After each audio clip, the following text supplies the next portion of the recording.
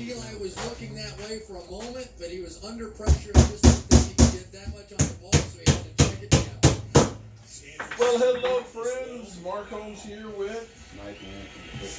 And as always, thank you guys for watching, commenting, and subscribing to the Joe Blue Sports Report. Are you sick of me yet? Are you? Are you sick? Well, give Larry Donnell a little credit on here's the that. thing. It's that time of year where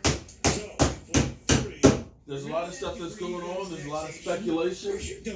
And I'm trying to keep up with it as well as keep up with my day job because, you know, they keep telling me don't quit it because, well, they're not firing Ian Rappaport or, here, down there, over there.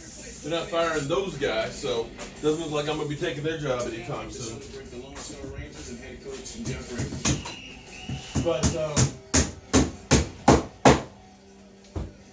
I'm sitting here in the workshop. I love working in my workshop because one, I love building shit, but two, because I got a TV, so I can have my day job going on. I can watch football or highlights or just keep up with what's going on and get a different perspective of things. And what's interesting is because Odell Beckham has left the New York stinking Giants. Giant fan, I know you're hurting right now. He won't be in about a month. Oh, okay. Wink, wink. All right. Yeah. Well, does he put it out there what you're doing? I mean, he doesn't know, does he? If you want to be part of helping the New York stinking Giant fan, Michael is doing it's not a GoFundMe, is it? If you want to donate. Okay. If you want to donate to help get an Odell Beckham Browns jersey for the stinking Giant fan, hook up Michael Anthony, give him $1 or $2 to help, collectively. We're going to make a plaque to give him. Yeah, it's going to be a whole plaque and all that. Ode to Odell. So check out Michael Anthony Fitness. But I'm sitting here watching because they've got the game November of 2014. And I remember that game because I was actually at that game with DMV Dallas Cowboy Fan Club. And that was the game that the Giants went off on the first half. And it was the game that made Odell Beckham the name because of that incredible three-finger catch that he had over Brandon Carr in a loss. But what's amazing to me, though, is watching it while we're in here in the workshop is how our Dallas Cowboy team's roster has literally turned over. I mean, we're watching guys like Rolando McClain there, Morris Claiborne, Orlando Scandrick, Brandon Carr, of course, Dez. Cole Beasley had a touchdown. Dez Bryant with a touchdown. Seeing Terrence Williams. That was just 5 years ago. And this roster has changed. I mean, literally. Jeremy Mincey was out there. So many of the players that are part of what was last year weren't part of this team. And maybe that's a good thing. Right now, Dallas up 24-21. And then Jennings' flag is down at the 25-yard line. Tyrone Crawford. Doesn't matter what time. We need to put it up here on the desk. Then again, he gets a penalty against the Giants. But the whole team, and you got to be happy that this team, which in 2014 is good. Scandrick, so you get a defensive foul, automatic first. I remember Scandrick scored on that last one. There's the top. That is the only short pick it up so we can get over the blade. But it could That guy was one game away from being in the Super Bowl. that jersey. They rarely miss that. We fought him in America. All right, so one game with me in the Super Bowl. my point is this team, 2014 team, was the catch-no-catch away from the NFC Championship game. And when you look at that team and that roster, hold on, let's check make sure this is the outside. Start cutting. Second and 12. Looks like we're good. Oh, This way. Nowhere. Third and long. yeah, we'll make it fit. The amazing thing is back in 2014, I can slip past Michael. Back in 2014, the thought was looking at that team saying the window was not open for very long.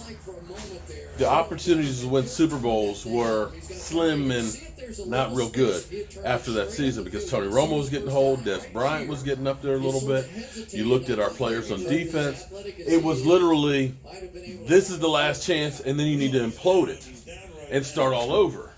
That was the thought, that if the Cowboys don't win it in 2015, blow it up and start over.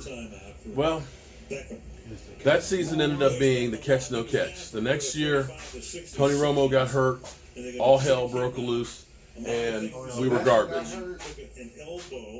But we have actually rebuilt the team without blowing the whole thing up.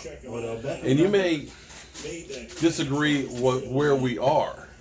You may say that our team still sucks and that, you know, Dak Prescott's not the guy, whatever. That's fine. I know how some of you guys are.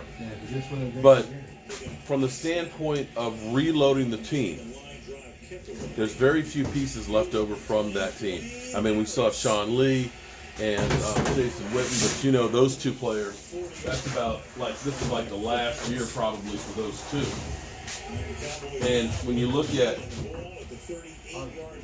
DeMarco Murray was our running back, and we literally ran his ass into the ground. What we have to do is kind of bend it a little bit. There's not any of this. That's where, if it don't fit, you just gotta give it a little love tap. That's where,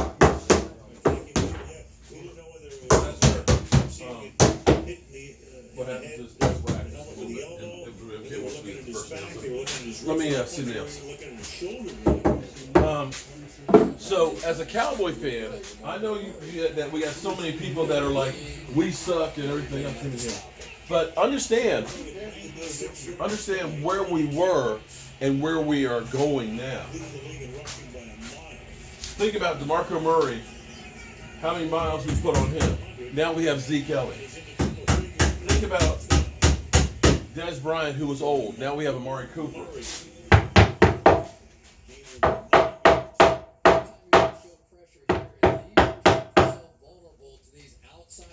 You can see it's really just a race between the Dallas Cowboys offensive linemen and the New York Giants defensive line.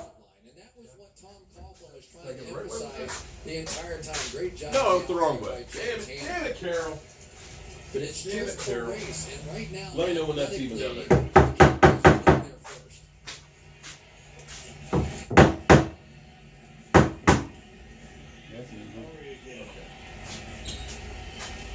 That's how you get the racking out of it. You have to get the edge that's cut square here.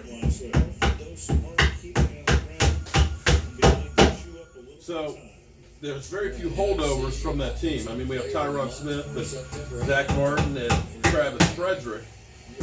But wide receivers wise, you got Young. Tight ends wise, well, you saw Jason Witten. But you understand where I'm going with that. At least I hope you do.